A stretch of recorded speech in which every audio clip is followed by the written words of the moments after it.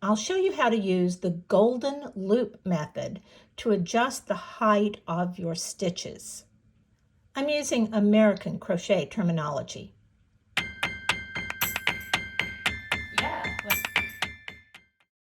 I've done a few stitches here and I've done my chain 3 turning chain. I'm going to count that as a stitch. So let's go over what a double crochet is. I yarn over, go into the next stitch, yarn over and pull up a loop. Now that loop is my golden loop. We'll talk about that more because that's the thing that's going to make the difference in the height of your stitches. And while I'm demonstrating this in double crochet, you have a golden loop in just about any stitch that you do. It is that first loop that you pull up through the fabric or through a stitch or a space. So in single crochet, it's the first loop that you pull up. In half double crochet, it's the loop you pull through the stitch. In treble crochet, it's the loop you pull through the stitch. So it's not the yarn overs, it's that first loop you pull through. So I'm going to pull up that loop, yarn over, pull through 2, yarn over, pull through 2. So there's my first double crochet stitch. Let me break that down a little bit more.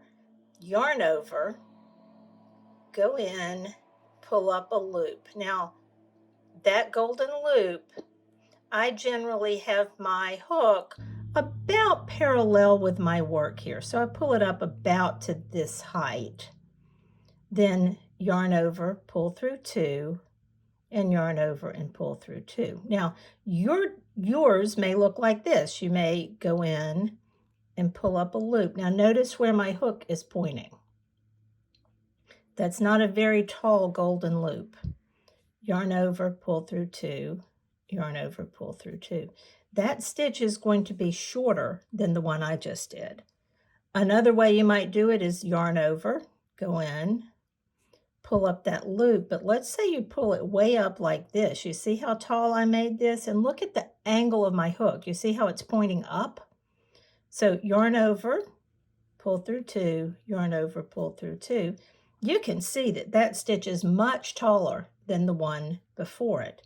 So I have done different height stitches here as I work across my swatch.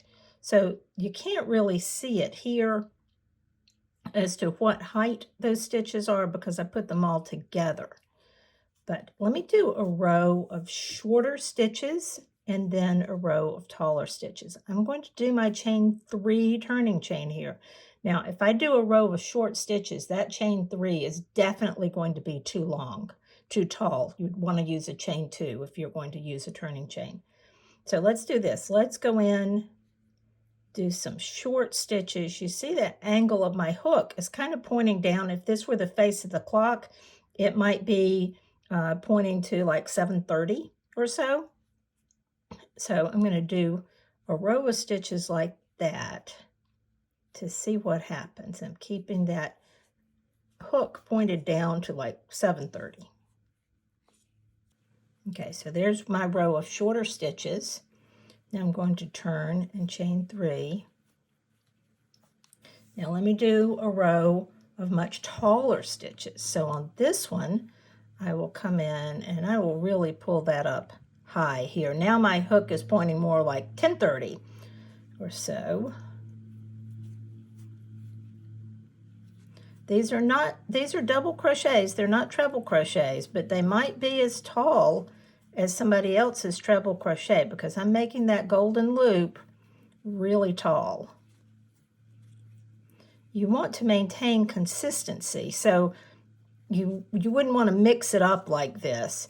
If you're trying to adjust your golden loop, you may have to practice a lot to maintain that consistency because it's easy to go back to whatever you've been used to doing. So take a look at those last 2 rows. This row and this row are very different heights.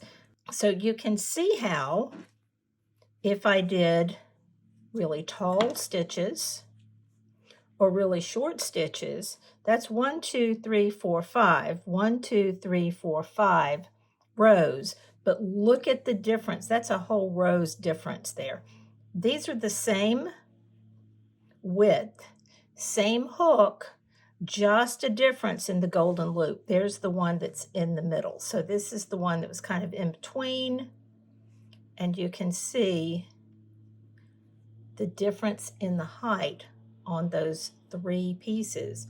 All worked with the same number of stitches, same number of rows, but adjusting the golden loop. Now, it may be that you are already doing what I call the 3 o'clock position, which is what I was doing, kind of that in between where you come up kind of where the hook's parallel to your work.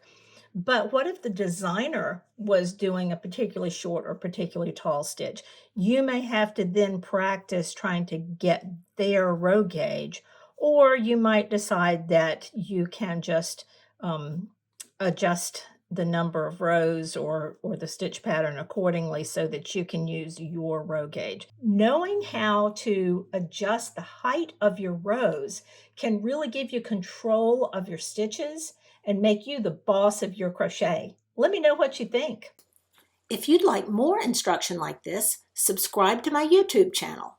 Check out the links in the video notes for more ways you can find me. Thanks for watching.